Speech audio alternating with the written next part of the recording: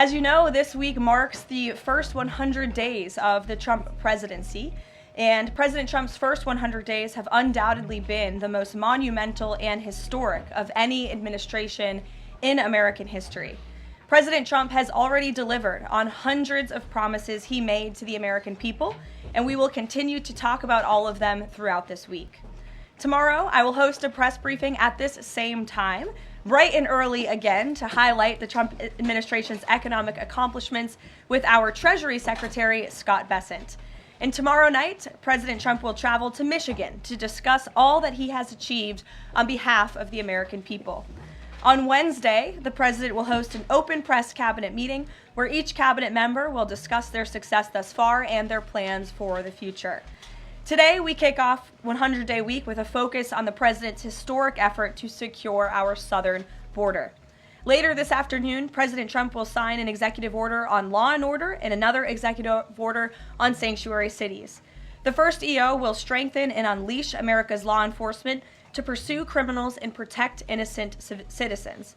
The second EO is centered around protecting American communities from criminal aliens, and it will direct the Attorney General and Secretary of Homeland Security to publish a list of state and local jurisdictions that obstruct the enforcement of federal immigration laws.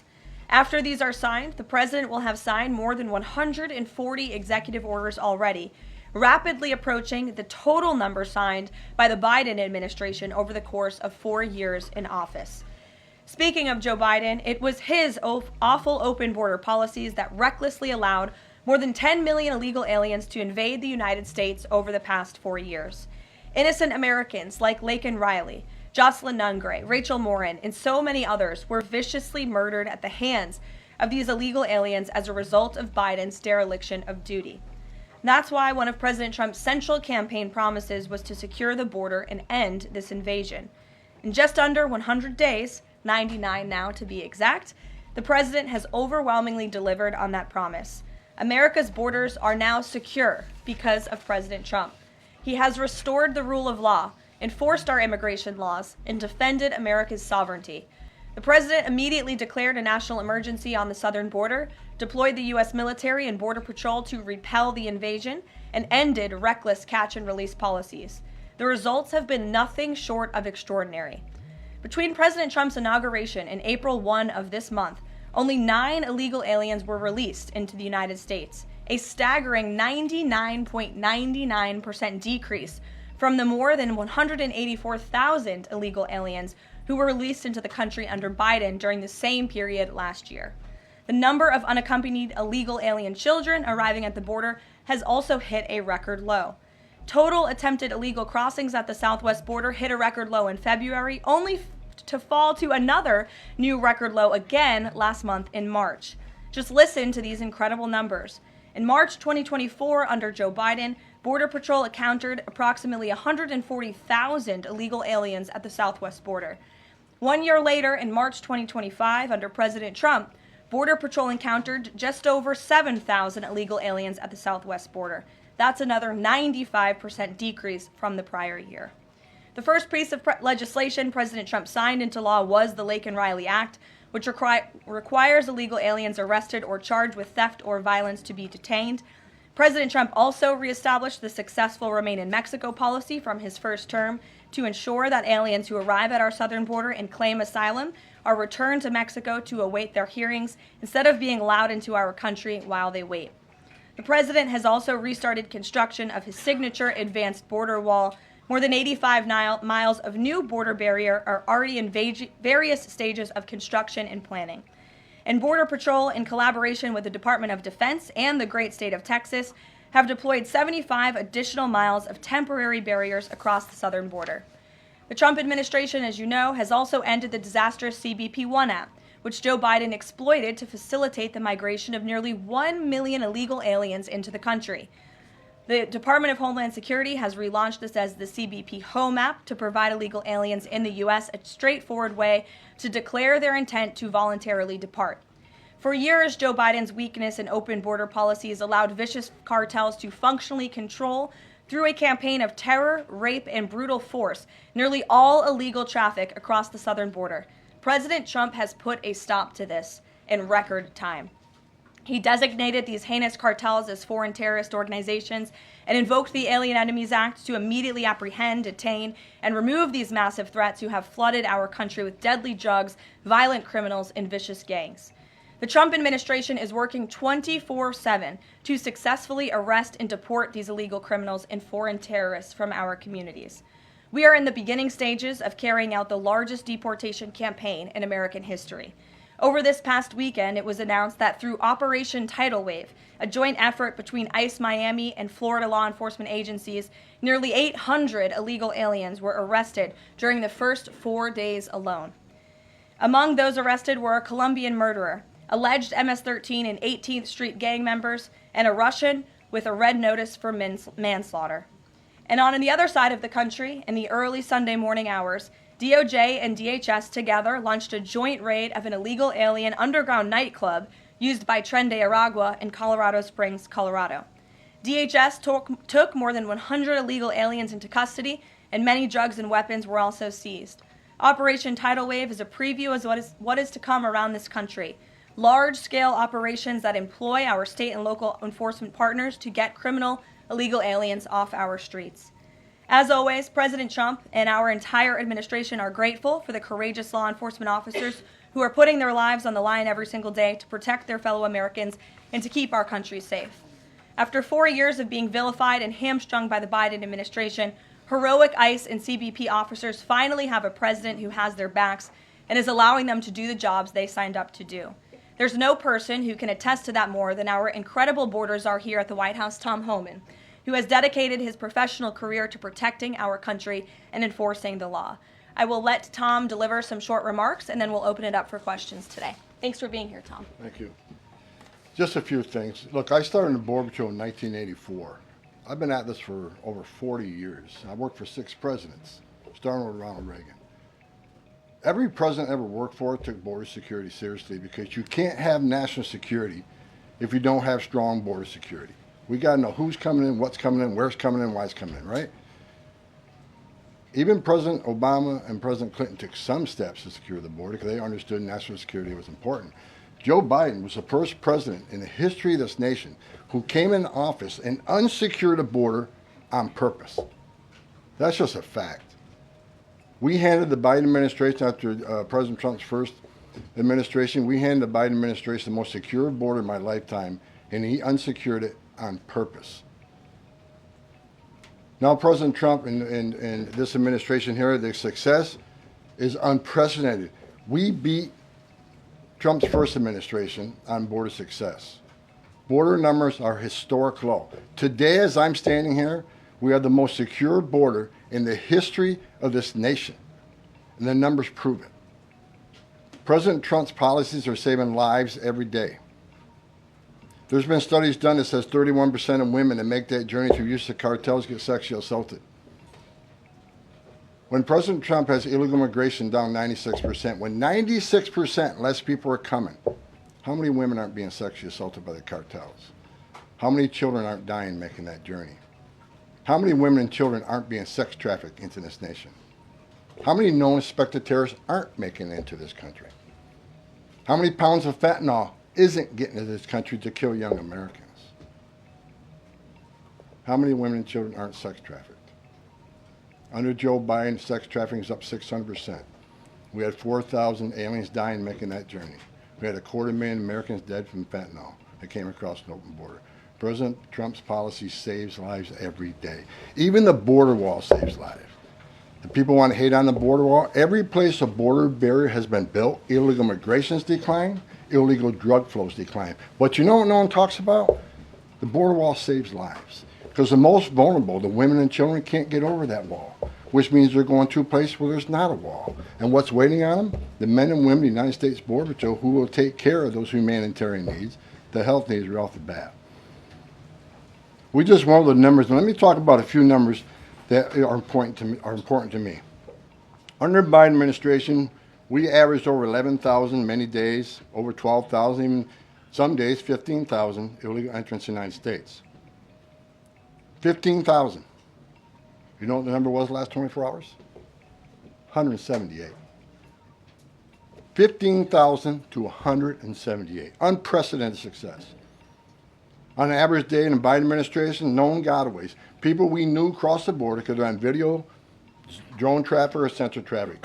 Crossed the border, weren't apprehended, weren't fingerprinted, weren't vetted. Average day under Joe Biden, more than 1,800 gotaways. Yesterday, 38. 38 too many? We'll get that to 0. But we went from 1,800 to 38.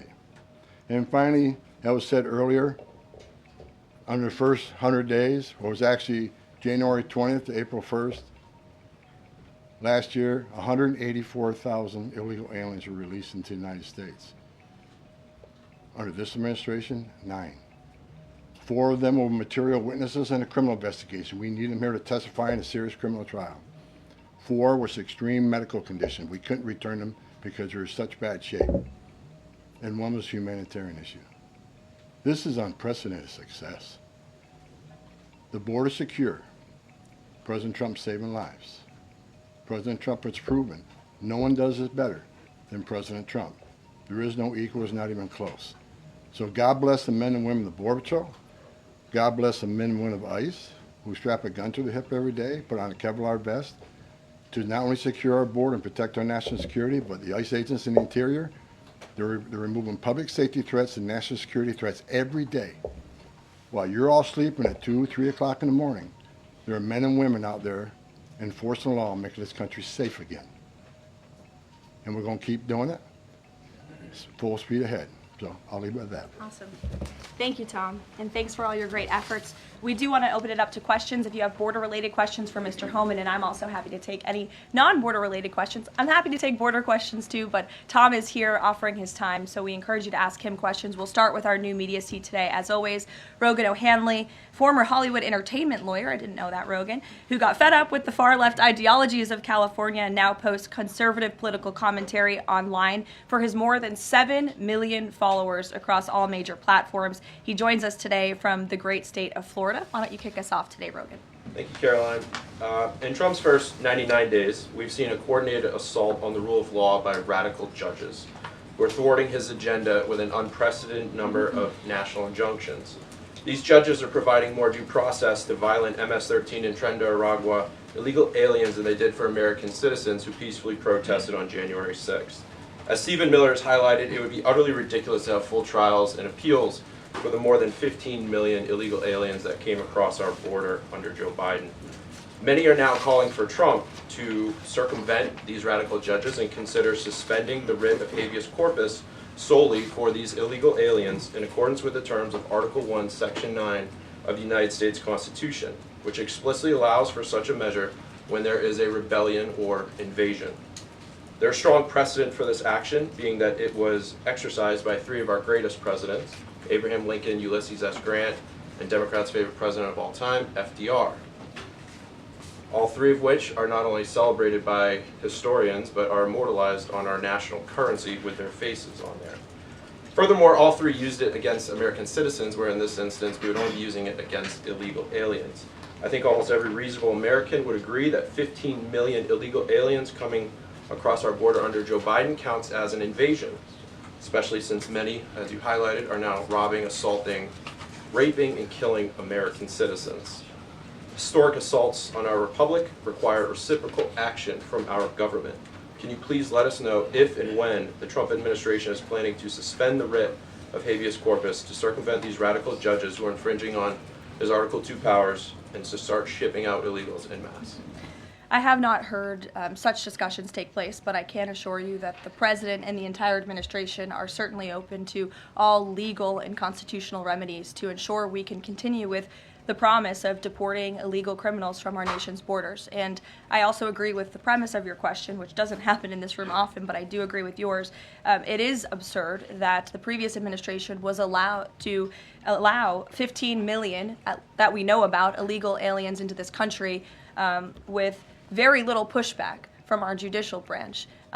But this president is trying to simply enforce our nation's immigration laws and is facing roadblock after roadblock. So we're complying with court orders, but as Tom Homan has said every day, we're going to continue to forge ahead with this mass deportation campaign, and the president is open to all remedies to do that. Thanks for being here today, Rogan. If I can also answer your question, as far as the judges, Look, we just arrested a judge, Pam Bondi, for impeding ICE enforcement removals. I said from day one, you don't have to support ICE's operations. You can support sanctuary cities if that's what you desire to do. Sanctuary cities can stand aside and watch ICE keep their communities safe, because any public official, whether you're mayor, city councilman, or governor, their number one responsibility is protection of the communities. And ICE has been clear, we're targeting public safety threats and national security threats. I can't believe there's any elected official, and especially a judge, that doesn't believe we should be doing that, and they should be helping us.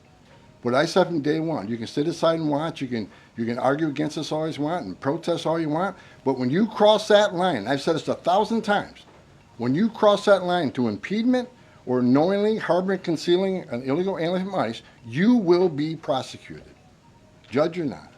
And as far as releasing so many people, you know why the Biden administration released millions of people in the United States? No one ever talks about it. I'll talk about it.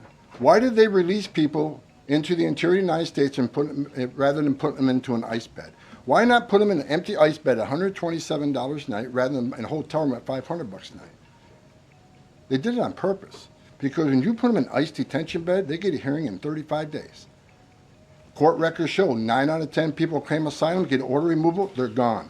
But if you release them and put them in a hotel room at $500 a night, their hearings can be 5, 7, 9 years if you pull out all appeals. And what are they hoping for then? That another Democrat administration is in power. They can award an amnesty to millions. This is about selling this country out for future political power. That's what it was. The law clearly says if you arrive at our border without proper documentation, you shall be detained. Not maybe, not think about it, shall. And that's what President Trump's doing. Catch and release is over. That's what the law says, and that's what we've done. Harry. A question on Abrego Garcia, if I can. The president recently said when it comes to facilitating his release, he's leaving that up to his lawyers. So just to be clear, have there been any negotiations between the U.S. and El Salvador over his release or facilitating his release? I will tell you what the president of El Salvador told all of you in the Oval Office. El Salvador does not intend to smuggle a designated foreign terrorist back into the United States. He is an El Salvadorian national. That is his home country. That is where he belongs. And the administration intends to comply with what President Bukele said of El Salvador. He does not intend to send that individual back. So that's a no. There's been no talks. What I have told you is that the president of El Salvador has made this quite clear. Kate. Karoline, can you tell us more about the meeting between President Trump and President Zelensky over the weekend? Did that meeting change anything? Did Trump leave that meeting thinking any differently about negotiations and next steps on this? Look, the president talked about this after the meeting himself yesterday when he took questions from reporters on Air Force One.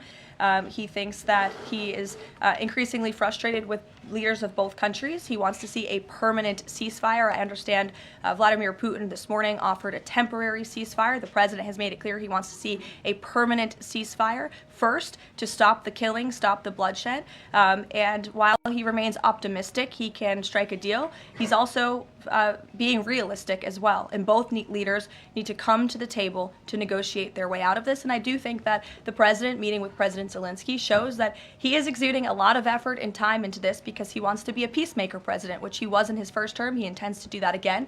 And this is an incredibly difficult situation and conflict that President Trump inherited from President Biden, who allowed this war to start in the first place, but he's focused on solving this problem. Does anyone have border questions? Sure. Okay. Thank you, Caroline.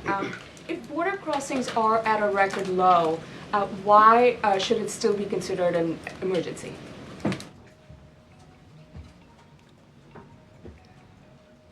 It's because of what has happened on the last administration. We got to ensure that not 1 ounce of fentanyl comes across the border to kill Americans. The president has declared the cartels in Mexico a terrorist organization, along with MS-13 TDA. They've killed more Americans than every terrorist organization in the world combined. It's an emergency till we shut it down. It's an emergency till the cartels are wiped off the face of this earth. President Trump's committed to saving every life. Now, I just mentioned gotaways, 38 yesterday. Who are the gotaways? Where do they come from? We had over 2 million gotaways under Joe Biden's administration. Why did 2 million people pay more to get away? Under the Biden administration, you pay a cartel this amount of money to cross the border. Cartel's job ends at the border. to turn yourself in a green uniform. Get released in 24 hours. Get a free airline ticket to the city of your choice. Get a free hotel room. Get 3 meals a day. Get free medical care. Get work authorization in 90 to 120 days, which is the real reason they came here. Why did 2 million people pay more to get away? Because they didn't want to be vetted. They didn't want to be fingerprinted. We've arrested over 400 people on the terrorist watch list coming across the southern border in 4 years. How many of the 2 million came? How many of the 2 million came from countries sponsoring terror? If you think it's 0, then you're ignorant. This is the biggest national security failure this country's ever seen. This is the border emergency until we end it, end all of it. We're making good strides, but right now it's still an emergency until we shut it down. Go ahead. This is a question for Mr. Homan. Late last week, there were 3 U.S. citizen children who were removed with their mothers who were in the United States illegally. There have been a federal judge in Louisiana who was appointed by President Trump said that he was concerned that there was, quote, no meaningful process. Are you concerned that due process, at least for the U.S. citizen children, is being flouted and that the speed at which the enforcement is being done could lead to errors, as was the case in the Kilmar-Abrego-Garcia case? And then also if you could give an update on the deportation numbers under this administration and whether you're pleased with them. First of all, I don't accept the term error in Abrego-Garcia. There was an oversight. There was a withholding order. But things have changed. The facts around the withholding order has changed. He is now a terrorist, which means the withholding order set aside. And the gang he was fearing from being removed to El Salvador no longer exists. So the facts around that case are totally different. I'll let the lawyers litigate that. But as far as the 3 USC kids, I'd said from day one that if you enter this country legally, it's a crime. If you remain in this country legally and you ignore a judge's order about deporting, if you choose to have a U.S. citizen child, knowing you're in this country legally, you put yourself in that position. You put your family in that position. What we did is remove children with their mothers who requested the children depart with them. This was a parental decision. Parenting 101. The mothers made that choice. And I tell you what, if we didn't do it, the story today would be Trump administration separating families again. No, we're keeping families together. So when a parent says, I want my 2-year-old baby to go with me, we made that happen. They weren't deported. We don't deport U.S. citizens. The parents made that decision, not the United States government. But I don't hear any questions about Laken Riley had a mother. She's never going to see her child again. Rachel Morin, she had 5 children. Those children are never going to see their mom again. This administration is doing the right thing. Every public safety threat we arrest from this country and remove them, this country is much safer. So parents will make a decision what happens to their child. Having a U.S. citizen child does not make you immune from our laws. If that's the message we send the entire world, enter the country legally. It's a crime. Don't worry about it. Get order removed by an immigration judge. Don't worry about it. No one's looking for you. And have a U.S. citizen child and you're immune from our laws, you're never going to fix the border. People will keep putting themselves in harm's way. More women would die. More children would die crossing this border. We got a secure border by enforcing our laws. We're not making this up. We're enforcing laws under statute enacted by Congress, and it's the right thing to do. Can you give an update on the deportation numbers under this administration? Mr. Homan. What are you asking for? We just provided the numbers. On the number of deportations that have occurred under this administration, whether you're pleased with that.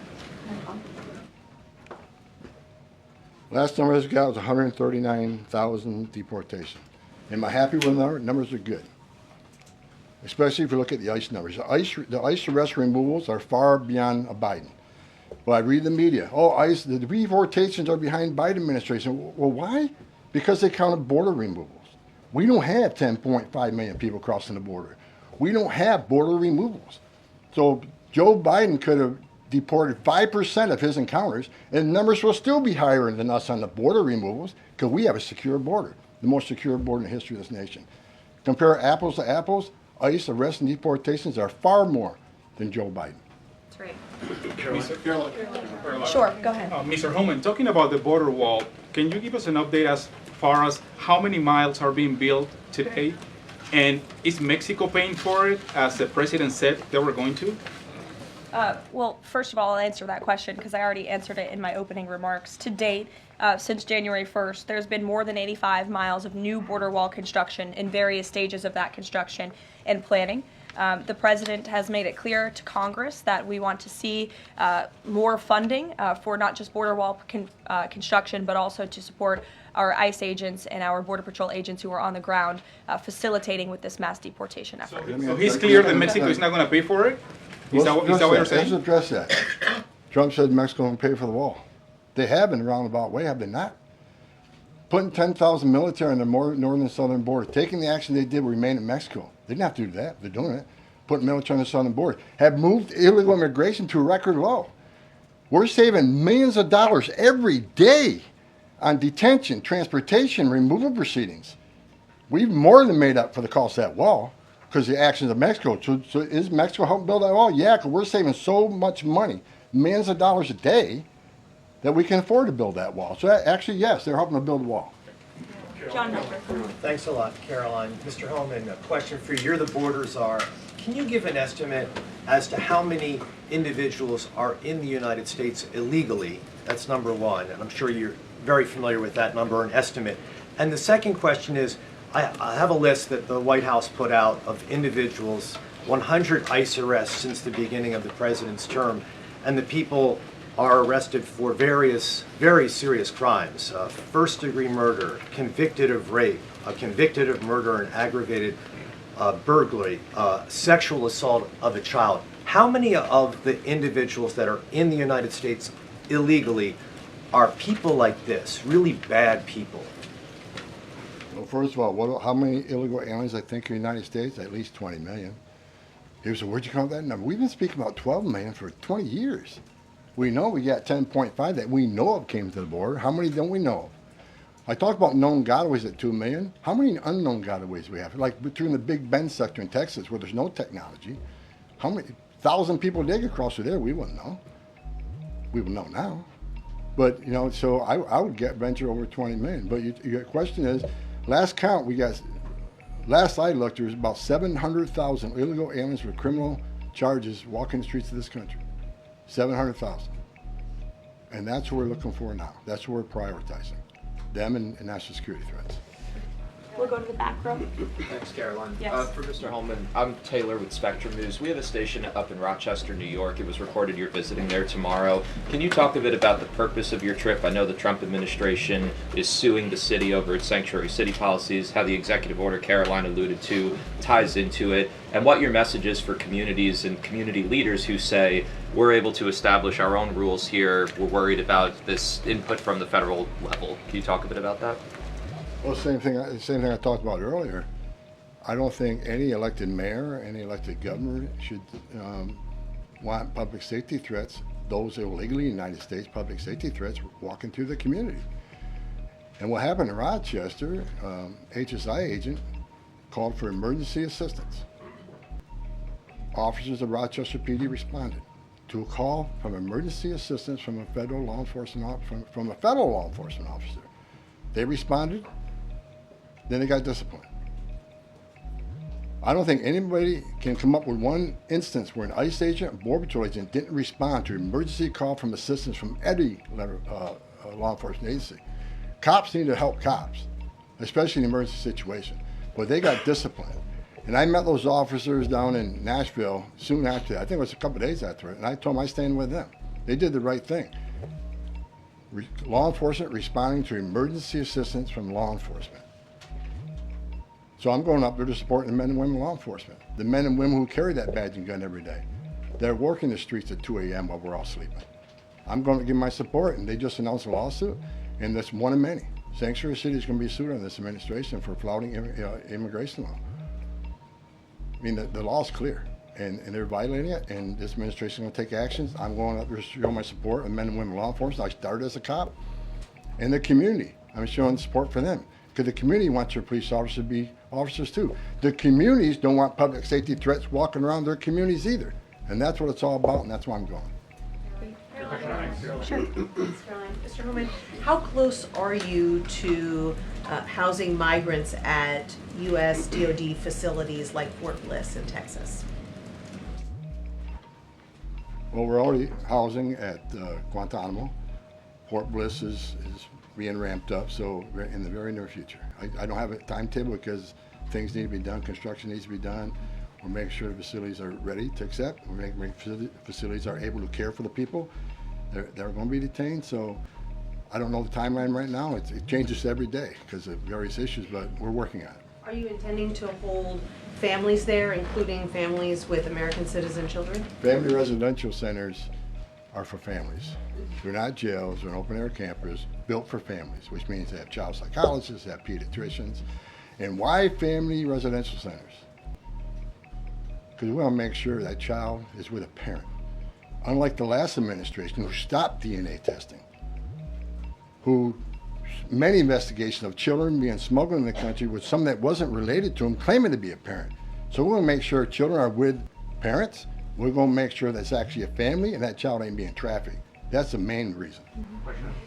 Regarding the executive order on sanctuary cities, is the administration planning to pursue any more investigations or prosecutions like was done against the judge in Wisconsin against local officials? Well, we'd have to defer you to the Department of Justice, obviously, for specific prosecutions or cases against individuals. But as I said in my remarks, the executive order the President will sign later this afternoon does direct the Attorney General and also Kristi Noem, our great Secretary of Homeland Security, to provide a list of sanctuary cities in which local officials are not complying with this federal order and are not complying with federal immigration laws. It's quite simple. Obey the law, respect the law, and don't obstruct federal immigration officials and law enforcement officials when they are simply trying to remove public safety threats from our nation's communities. The American public don't want illegal alien criminals in their communities. They made that quite clear on November 5th, and this administration is determined to enforce our nation's immigration laws, and we're happy to provide the text of that executive order, and as I said, the President will be signing it later this afternoon. Sure.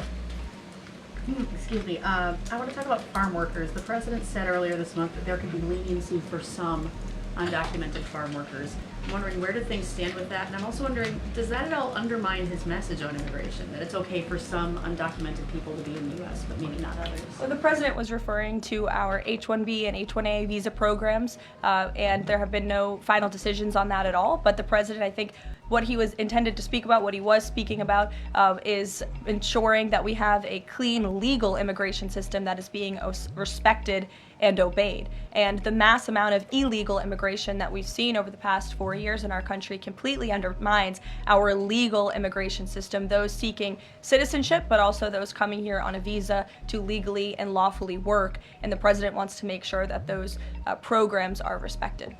Reagan. Thanks, Caroline. My question is for Tom. Tom Reagan-Reese with the Daily Caller. Over the weekend, ICE arrested 2 illegal immigrants for allegedly stealing Secretary Noem's purse over the weekend. What can you tell us about these individuals' immigration history as well as their criminal history? I don't have the criminal history, but I know the one that stole the purse is supposedly in the country legally. But pick the wrong person to steal a purse from. I mean, Secretary Noem's a strong secretary. I know I've been talking about the success of the men and women of the Border Patrol and ICE, but under her strong leadership, she's a game changer. So I'm happy to work with her, despite the media I've read that me and Kristi Noem have differences. Me and Kristi Noem are attached at the hip. There's no daylight between us. We're both going to push the president's agenda. She's a strong secretary, and I'm glad she's in here. And I'm glad, again, that illegal alien? Pick the wrong person to steal a purse from. I'm telling you. Mary Margaret, go ahead. Thank you, Caroline. I have 2 questions, one for Mr. Homan, one for you on the White House Correspondents' Dinner. I'd like to start with you, though, Tom Homan. This list has a very high number of sexual assaults on a child. Can you comment on that and why there's so many crimes against children committed by illegals in this country? I don't know why. It's sick. It's the worst crime in the world when you sexually assault a child. I mean, the most innocent of us all. But that's why I made a statement that one time I was going to go to Boston, bring hell with me, and the media went crazy. Tom Homan says we're going to go to Boston, bring hell with him. I was going to bring hell to illegal aliens that rape children. There's not more of a heinous crime, and as you can see, the amount of child rapists we've arrested under this administration, that could have been arrested under the Biden administration. They were out there. They had their final orders. They were out there, but they didn't go look for them. They were too busy releasing millions of illegal aliens in this country. And the numbers prove it. The removal numbers of criminals was the lowest. ICE had the lowest number of removals in the history of ICE under Joe. At the same time, you had historic illegal immigration on the border. ICE had the lowest numbers in the history of the agency. That shows the difference between two administrations. We're looking for every one of them. People want to know, okay, when am I going to retire for the third time? I'll retire when every public safety threat, national security threat, child rape is eradicated from this country. That's when I'll rest. Thank you so much. And then Karoline, really quick. Alex Thompson said at the White House Correspondents' Dinner, and I'm going to read his quote, "President Biden's decline and its cover-up by the people around him is a reminder that every White House, regardless of the party, is capable of deception. We, myself included, miss a lot of this story, and some people trust us less because of it." Can you comment on those remarks and whether you agree with that assessment? I do agree with that assessment from Alex Thompson, who I understand won an award for writing a story months and perhaps years after the American people already knew that story to be true. Millions of Americans watched our mentally incompetent president struggle with his day-to-day duties of this office. We watched our country be ran into the ground as a result, and nobody in the media wanted to write about that, talk about it. There were many reporters, I will say, right-leaning reporters who did talk about that, who didn't get awards, didn't get coverage. In fact, they were lambasted for their coverage. And I remember being on President Trump's campaign, talking about Joe Biden's clear mental incompetence and being accused by people in this room of manufacturing deep fake videos, trying to persuade the public into not believing what they saw with their own eyes for many years. And I think it's about time the legacy media finally admits that was one of the greatest cover-ups and scandals that ever took place in American history, and certainly it did contribute to the decline in the trust that Americans have for the legacy media. Peter, which, by the way, is why we've made many changes to this briefing room in this White House. It's long overdue. Peter, go ahead. Thank you. A few things. You guys arrested a Milwaukee County Circuit judge for allegedly helping illegal immigrants get away. As you guys look at other judges, would you ever arrest somebody higher up on the judicial food chain, like a federal judge or even a Supreme Court justice? Well, that's a hypothetical question. Again, I defer you to the Department of Justice for individuals that they are looking at or individual cases. But let's be clear about what this judge did. She obstructed federal law enforcement who were looking for an illegal alien in her courthouse. She showed that illegal alien the door to evade law enforcement officials. That is a clear-cut case of obstruction. You don't have to be a lawyer to understand that. And so anyone who is breaking the law or obstructing federal law enforcement officials from doing their jobs is putting themselves at risk of being prosecuted, absolutely. You guys have at least 18 written trade proposals. We still don't know who they are from or what they contain. What is the holdup with that? There's no holdup. We're working around the clock. The trade team is working all day. I was on the phone late last night with Secretary Lutnick. I was on the phone this weekend as well with Secretary Bessent. I mean, the entire team is working 24/7 to get these trade deals done. And I think you'll be hearing more about them this week. I don't want to get ahead of the trade team or the president in announcing potential deals, but certainly I can assure the American public that this administration is full speed ahead in cutting good and fair trade deals on behalf of the American worker. And one more. After the president's Truth Social post, the Browns finally took Shadur Sanders. Does the president think he deserves credit for Sanders getting picked? And does he think going to the Browns is better than being undrafted? Hey, all I will say is the president put out a statement, and a few rounds later he was drafted. So I think the facts speak for themselves on that one, Peter. We'll go to the back row in the middle, to the blonde. Yes. Hello. President Trump has said that Secretary Hegseth will get it together. Does he think that Hegseth doesn't have it together right now? Look, the president has made his position on Secretary Hegseth quite clear. He absolutely has confidence in the secretary's ability to lead the Pentagon. It's why he nominated him for this position. It's why the Senate voted to confirm him in this position. And look at the success that DOD has had thus far. Their successful operation against the Houthi terrorists in the Middle East. You look at the recruitment and retention levels for all branches of our armed forces are on the incline, which is exactly what this president intended to do. Secretary Hegseth has completely wiped out DEI from the Pentagon as well. And so he's going to remain focused on standing up for our war fighters, on implementing President Trump's peace through strength foreign policy agenda abroad, and the president supports him in his role. Sure. Many are wondering how these 10 or 20 million people are working. Is there some efforts to clamp down on employment because they're working somewhere to keep staying here? The number of worksite enforcement actions have tripled this year, and it's going to triple again. Because in sanctuary jurisdictions especially, if we can't arrest a bad guy in the safety and security of a county jail, and they're going to release them into community, that means we go into the community. If we can't arrest them in the community, we'll arrest them at their work site. We got to do what we got to do to arrest public safety threats. There's no sanctuary for public safety threats in this country, so worksite enforcement is going to increase even more than it already has. And another reason for worksite, the last administration stopped worksites. Where's the number one place we find victims of trafficking, victims of forced labor trafficking, and work sites? So not only are we going to enforce law on work sites, we're going to save victims of trafficking. That's another reason we've increased worksite enforcement. Well, go ahead, Brian. Sure. We'll take one more question. This is for Mr. Homan. We all walk by these heinous yard signs that are along Pebble Beach. What is some of the feedback that your ICE agents are getting in the field from the community as they remove these individuals from their families, their neighborhood, their schools, or all the places in their community? What's been the reaction that your ICE agents have gotten from the people who live amongst these individuals? The morale of ICE and Border Patrol is at all-time high because they're getting to uphold the oath they took, and they're enforcing the law.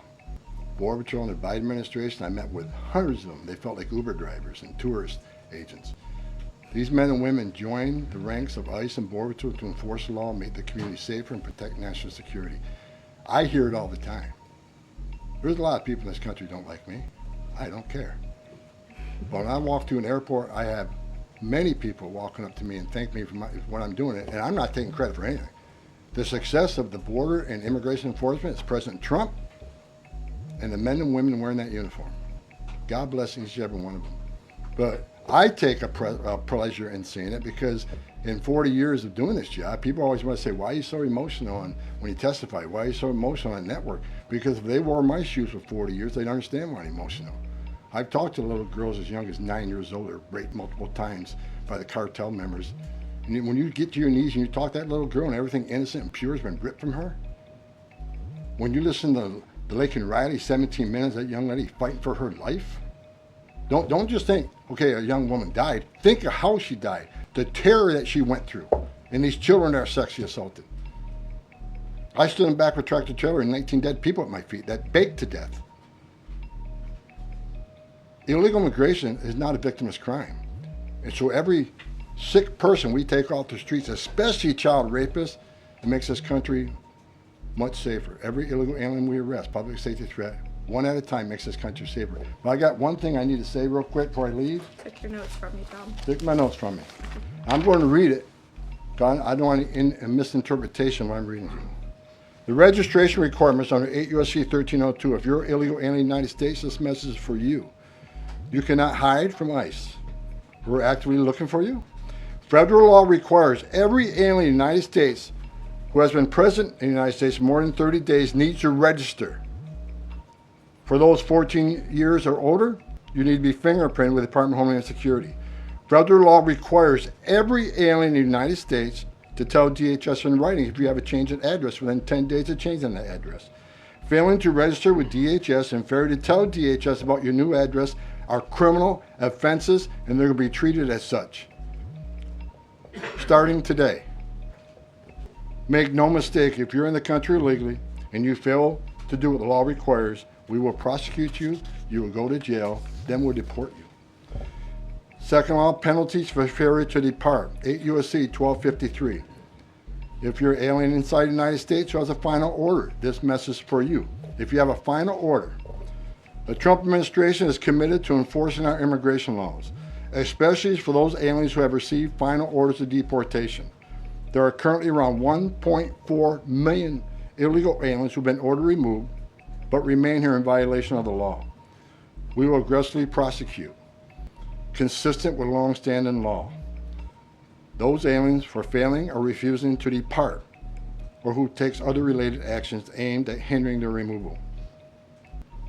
You cannot open the door, you cannot answer our questions, you cannot open your car door, you can consider it to evade law enforcement. If you fail to leave the United States after receiving a removal order, we can and will issue monetary fines up to $998 a day. Evading your arrest, knowing you have a final order or removal, is a criminal offense. We will prosecute, then we'll deport you. Get your affairs in order. If you're in the country illegally, work with ICE, go to CBP 1 home app, and leave on your own. Because we have to find you, deport you, and prosecute you.